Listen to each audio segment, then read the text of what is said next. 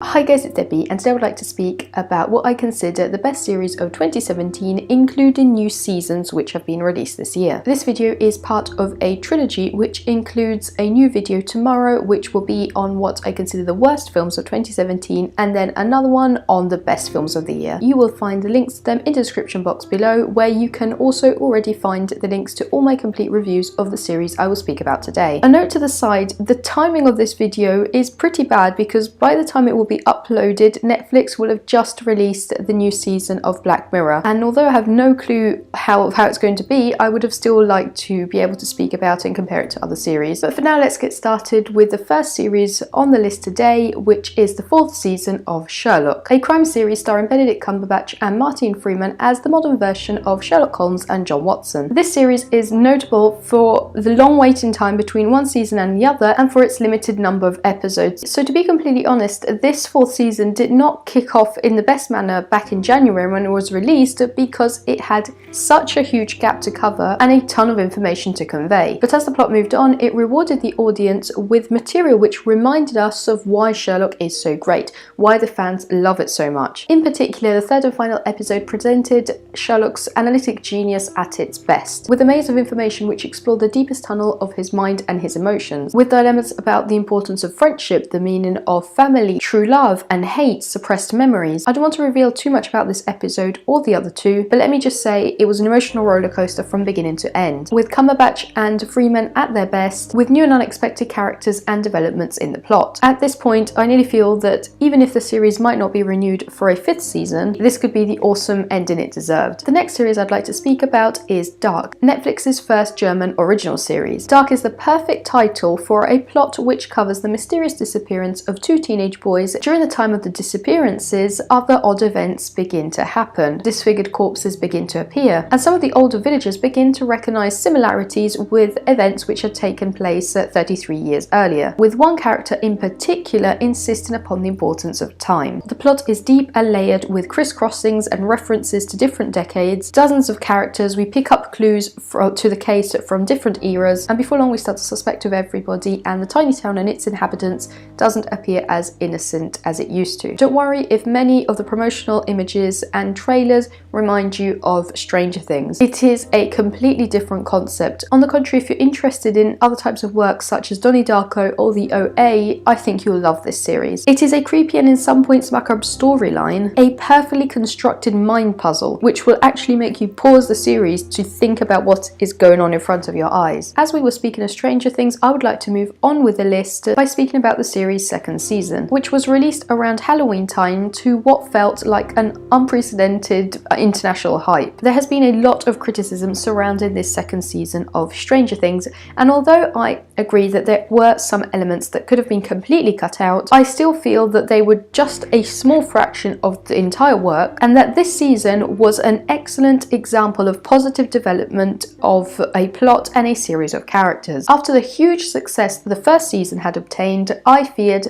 that the second season would have just been riding on the wave of popularity, playing with a love for Eleven, an affection for other characters. In general, not worrying so much about creating a good story as long as we pay to get to see Mike and Eleven, Nancy and Steve, and some cool retro vintage shots. But instead, the plot took a whole new twist, focusing on different elements of the story which had just been introduced with the first season, giving us a deeper insight into many characters, and in general not only just homaging the first season, but bringing it a long way further. So at this point, I am no longer fearful for what will be in the upcoming seasons. The next series I would like to speak about is 13 Reasons Why, which is probably the work that stands out today as the most different on this list. 13 Reasons Why is not your usual fun coming-of-age story. It's not a happy story. It's the very straightforward story of a teenager which committed suicide after months, if not longer, of suffering. Before making her final choice, our main character, Hannah, left a set of cassettes to all the people she considered responsible for her death, pointing out what they did and what they could have improved. So the series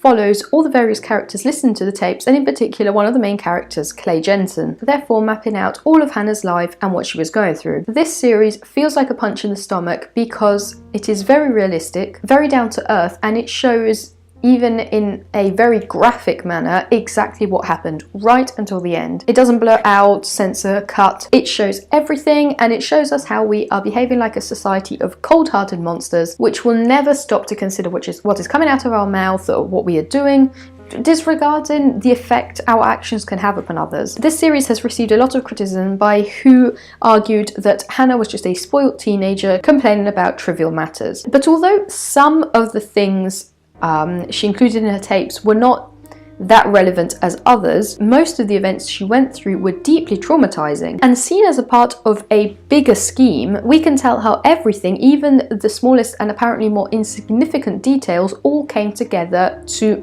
form the weight that dragged her down. If we picture ourselves in our daily lives, how many times have we been through a rough moment or even through a really messed up day, and then somebody comes up and says a small thing, or we notice a small detail, and that apparently small thing makes us feel a million times worse, and we just end up being completely angry, crying our eyes out. It's not the small thing. That small thing was nearly insignificant compared to others, but it's everything all together. And if for once we just stopped and thought about the consequences of our behaviour, maybe the world would be a better place. So I appreciated 13 Reasons Why for its realistic portrayal of its themes, offering us a straightforward approach to the topic, which I believe is way more effective and educational than just sugarcoating everything. The last series I would like to speak about today is a series of unfortunate events. This work is based on a series of books of the same name written by Lemony Snicket and stars Neil Patrick Harris as the deranged, evil, frugal Count Olaf, which desperately tries to obtain custody of his distant relatives, the Baudelaire children, but just with the intent of getting his hands on the enormous fortune that they inherited from their deceased parents. I had seen the film of the same name starring Jim Carrey as Count Olaf, and I had loved it, so I feared that the creators of the series could never be able to reach the same level of dark humour and craziness its predecessor had reached, but they made it